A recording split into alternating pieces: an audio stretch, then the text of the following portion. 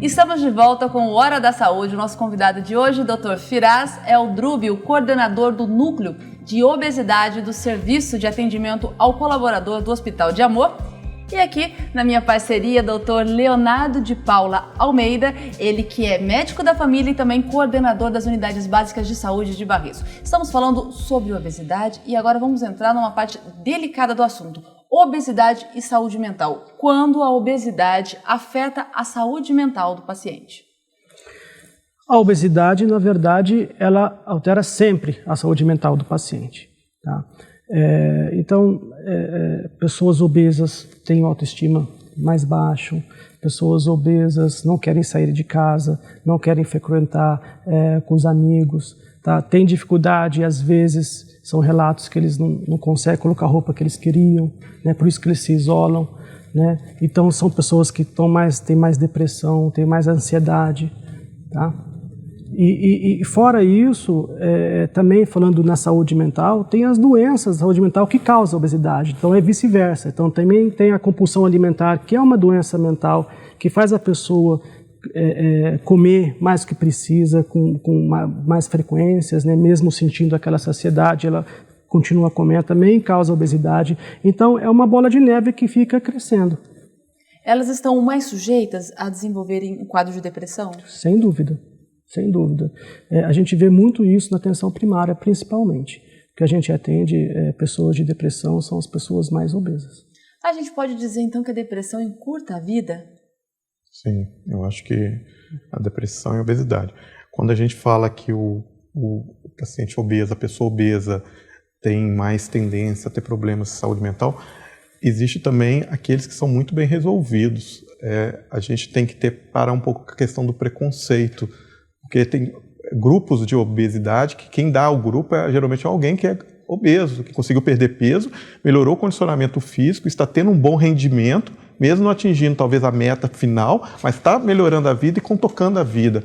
Então essas pessoas extremamente... A gente vê vários exemplos aí na televisão de pessoas obesas fazendo programas, sapateado, programas de esporte às vezes. Então eles conseguem ter a vida melhorando o condicionamento, mas se eles pararem e não observarem que precisam manter a perda do peso ou o controle disso, aí com o tempo eles desenvolvem uma doença maior como o problema da saúde mental.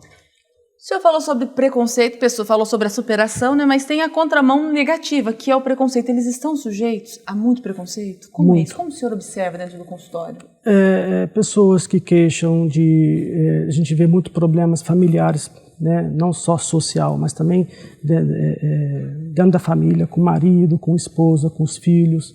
A gente vê todo esse problema devido à obesidade, problemas no emprego, problemas no trabalho, problemas no transporte público, né? Esse tempo atrás teve até uma coisa internacional de uma companhia aérea que queria cobrar dois assentos de uma pessoa obesa, teve uma repercussão muito grande, né? Então, o preconceito existe, não só no racismo, mas também na obesidade. E acontece algo desse tipo? A pessoa obesa, ela vai atrás dos direitos dela, ela pode ir, mas ela vai ficar com o psicológico bem abalado. Muito abalado, muito abalado. Com certeza. A discriminação abala qualquer pessoa, independente do que seja, para que seja direcionado. O obeso, ele é visto de uma outra maneira, na maioria dos lugares. É um exemplo muito... Foi agora nessa pandemia. A gente encontrava alguém com um pouco mais de peso, um local em que tinha uma aglomeração maior de pessoas, a gente já começava a ficar, o que esse cara está fazendo aqui? Isso... nesse momento essas coisas foram intensificadas. Mais ainda. E aí tem essa questão do assento, que é extremamente... Quem nunca passou por uma situação de chegar num ônibus e ter um obeso sentado do lado e pensar, caramba, vai ser apertada essa viagem? Isso acaba acontecendo. Por quê? Porque os assentos, talvez, não são feitos da forma adequada. Entendeu? Deveria ter assentos adequados, todo mundo com a mesma diferença de tamanho, tudo bem, mas que pudesse também ter a questão do obeso ocupar aquele espaço como o mesmo espaço, mas isso não existe uma preocupação para isso. Então o cara se sente diferente naquele meio e automaticamente ele já fica... E é uma reclamação dos obesos, essa falta de consideração, essa falta de respeito, preconceito? Sim. Muitos não gostam nem de falar, eles ficam tão tímidos que não comentam nem isso, mas ao desenvolver a conversa, ao começar a criar um vínculo maior, aí já na terceira, quarta consulta eles já começam a falar. Preconceito familiar, tá? A mãe, o pai, ele não consegue isso porque ele está gordo, ele não faz isso porque ele é gordo, mas não adianta, ele não vai mudar, ele é assim. Isso acontece no trabalho. Não adianta chamar fulano de tal pro futebol do final de semana que ele vai passar mal. Às vezes é o artilheiro até, às vezes é o melhor goleiro. Até na escola, né? Até na escola, o mais gordinho fala, você vai ficar no gol, você não vai jogar com a gente, né? Porque você não consegue correr, você não consegue isso. Isso joga a autoestima lá embaixo. Em vez de ter um incentivo, né? Para poder melhorar a vida, tanto dos pais, né? Até começando dentro de casa, incentivo para essa pessoa ter uma autoestima melhor, para começar a ter uma vida saudável, não, isso deixa a pessoa mais para baixo. E qual a orientação nesse sentido, no consultório, na unidade básica, para os pacientes com obesidade? Primeiramente, geralmente ele não procura o consultório, a unidade básica, por causa da obesidade. O primeiro contato com ele geralmente é por algum outro motivo. Tá? A partir do momento que ele vai até a unidade procurando por serviço por algum motivo, uma dor de dente, uma dor abdominal, sei lá, qualquer motivo, com o tempo a gente começa a abordar a questão da obesidade. Então tem que ter o tempo certo. Não adianta a gente, no momento certo, naquele momento imediato, já começar a abordar. Então, no momento certo, a gente começa a falar com ele sobre o impacto daquele peso excessivo dele no que está acontecendo no contexto. Para ele ter acesso a isso, ele tem que ter um serviço de saúde público funcionante próximo à casa dele, que geralmente é o posto de saúde, e lá tem que ter profissionais preparados para isso. Independente que não tenha a rede toda ainda completa com nutricionista, psicólogo, mas pelo menos o enfermeiro, o dentista, o farmacêutico, o médico de família, o agente comunitário de saúde, a recepção, ela tem que saber ter uma sensibilidade em responder a essa demanda. O senhor disse que o paciente ele não procura normalmente a unidade básica por causa da obesidade. Não. Mas qual seria a orientação? O que ele deveria fazer? Ele deveria procurar? Sim. Qual a orientação de vocês? Sem dúvida. Sem dúvida. Sem dúvida, ele deveria procurar o atendimento numa unidade básica de saúde. E ele vai ter, falando aqui de Barretos, ele vai ter todo o apoio nosso, tanto de toda a equipe. A equipe está preparada para receber essas pessoas e dar todas as orientações necessárias. E no privado, quando o cara tem um plano de saúde, talvez ainda seja o mais indicado, talvez o endocrinologista. Mas o endocrinologista, sim, ou um nutrólogo, ou um clínico geral bem articulado, ou até um médico de família, que hoje nos convênios na medicina privada a gente vê muito isso ainda, já como parecendo um médico de família. Esse ainda deve ser a porta de entrada. O preocupado é quando o profissional que está lá não está preparado, que aí entra com prescrições.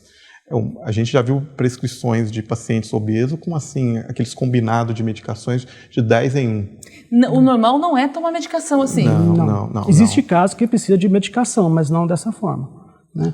Eu já vi receita assim para a farmácia, medicamentos para emagrecer. A farmácia já sabe que vai manipular, né? Então isso a gente não concorda e não é isso que a gente preconiza. A gente falou sobre a cirurgia bariátrica, agora vamos falar sobre a medicação. É muito comum a gente ver pessoas indicando, se autorreceitando, receitando para outros remédios para emagrecimento, substâncias que já acabam ficando de conhecimento geral da população e que fazem mal para a saúde, eu acredito. Eu queria que vocês falassem sobre isso. Sim, igual eu te falei, o tratamento tem que ser individualizado. Existem pessoas que precisam de tratamento medicamentoso? Sim, precisa. Só que a gente tem que ter muita cautela, porque cada medicamento tem a sua função. E geralmente esses medicamentos que são para emagrecer, eles têm um efeito colateral muito grande. Então, geralmente é um período pequeno para usar, não pode usar porque o efeito colateral começa a ser muito alto depois. E então a gente tem que ter muita cautela quando vamos prescrever qualquer tipo de medicamento. Eu ainda aposto na mudança de estilo de vida. Qualidade de vida, então. Esse deve ser o tom do tratamento para a pessoa que sofre de obesidade? Sim. Sem dúvida. Ele tem que começar primeiro a fazer aquilo que ele gosta de fazer. Tá? Lógico, respeitando a questão dos hábitos alimentares, que é algo importante, mas ele tem que começar a fazer, ler um livro que ele gosta, assistir um programa que ele gosta de sair com aquele amigo que ele parou de sair, sabe? Voltar a ir ao cinema, praticar, ter a vida normal. Isto é o mais importante no início do tratamento, incluí-lo todo esse processo.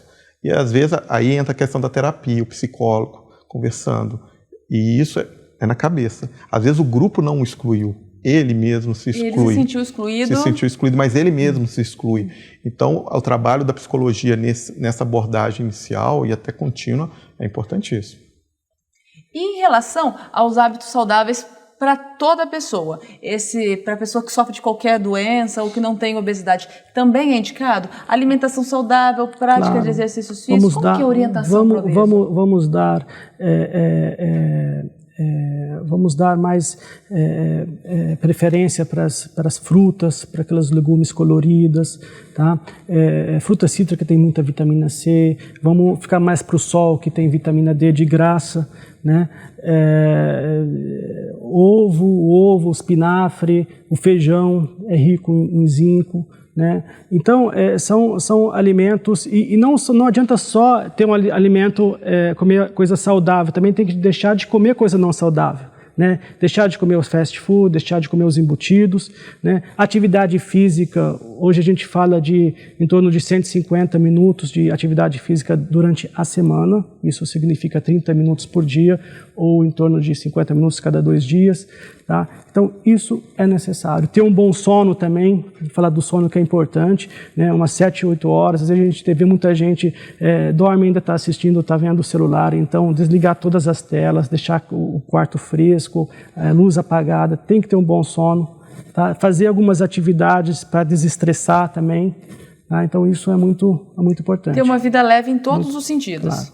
Claro. É isso. Se de acordo com a OMS, no Brasil tem mais de 50% da população com sobrepeso, a gente precisa se preocupar e ter uma mudança de hábitos de vida coletiva? O número já fala, né? É muito grande. Tá certo. Quero agradecer mais uma vez a presença do Dr. Leonardo de Paula Almeida, ele que é coordenador das unidades básicas de saúde que estão sob a gestão do Hospital de Amor. Também quero agradecer a presença do Dr.